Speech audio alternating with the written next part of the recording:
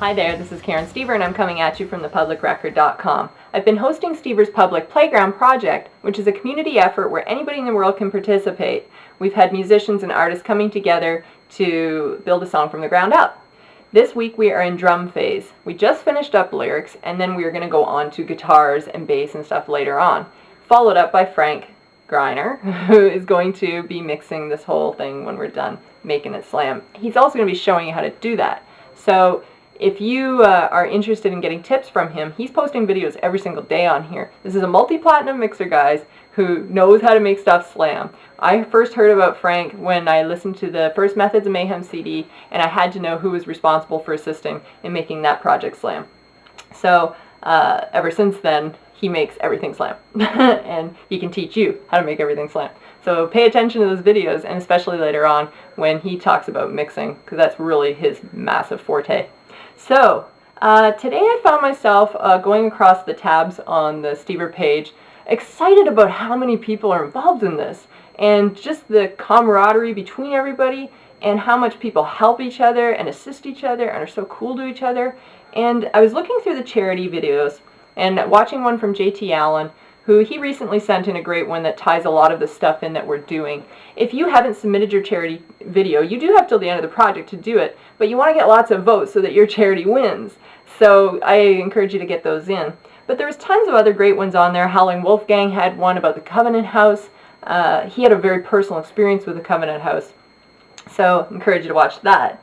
Donald R., Rebecca, Max, Steve, who's Oshkosh Bluesman, Cody, Big Monkey, Tweet, Carrie, Thomas, tons and tons of really cool charity videos that even if you do not have the video capability, I encourage you to get on there and vote and encourage it, because it's, for me personally, my personal experience was I get on there and I feel like it renews my strength and gives me a good reminder of why we're making all this noise. So speaking of making, why do we make all this noise? When I first worked with Frank and I was working on a project, might have been the Sojourners project, but one of the questions he asked was, why are you making all this noise? And he asks this question because he wants to know why people are making music. And I think it's a really good reminder for us to keep reminding ourselves, why are we making all this noise? And what is the reason behind this? And so this whole charity thing is really been great for me to keep me in check and keep me reminding why I'm making music here as well. But aside from the charity, I'm enjoying building a family base here. I think it's a community effort where we're building something really unique and something really strong, and I think the more lights that come together, the brighter that it will shine for other people. So thank you so much for your involvement. The member videos. Tweak was the first one who showed me around his studio space, and I love this. Because to me, when you bring me into your space like that, you're not just showing me some gear and where you make music, but you're showing me a piece of yourself. Because to me, a studio space in your home is a personal place. If you can, I would love to see a video where you are showing me why you are in that room. I know you have gear and I know you have cool guitars and all that, but we all have a reason for why we make music. Some of us are lonely, some of us are depressed, but some of us are just completely inspired. Some of us need that as a punching bag, as an escape. So, escape. So if you have a reason for why you make music, I would love to hear that on video. I also want to talk about Pirate Larry.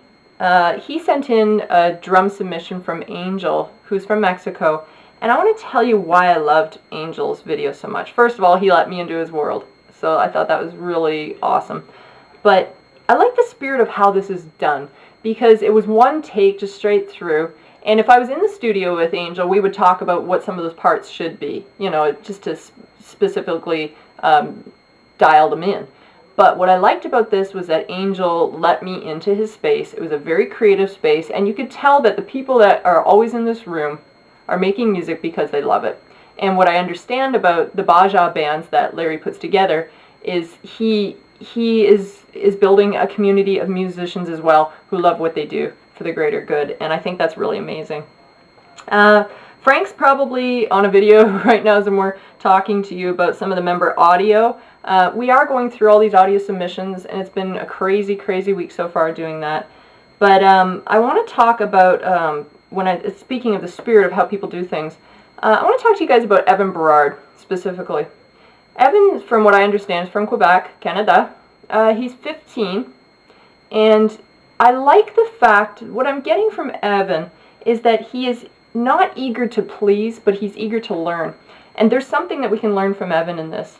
We talked about assistants in studios over the years, and you'll get assistants who will come in and they're eager to please you. And I think that there's something more interesting about someone who comes in who is eager to learn, because ultimately when you're trying to please someone, you're not pleasing yourself. But if you're eager to learn something from someone, then you want to better yourself, and then you can be more of an assistant to other people. So I really just am enjoying watching Evan grow in his music. And I just wanted to point that out to you guys. So what was the other point I wanted to bring up? Oh, just about pacing yourself. This is a project where Frank and I are going through the submissions, and we're doing drums, then we're doing guitars and all that. It's a little maybe different than what you guys are used to, but I think what you will get out of it is you will see that, like for Frank, he taught me just how to resist the urge to fill things up immediately in the track. There's always room to put in stuff later, but building that really solid foundation first is a really good method to start with.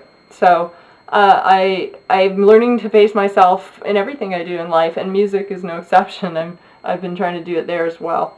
So I hope you guys understand that the process, there's going to be lots of times to do overdubs and guitars and all that stuff. We're just showing you just a different angle. It's not the only angle, but it's just one angle. So I just wanted to talk to you about a few of those things. I really enjoyed having you guys, and I will post another video tomorrow. And please get your drum submissions in by midnight this coming Sunday night. Okay? Till next time, rock on!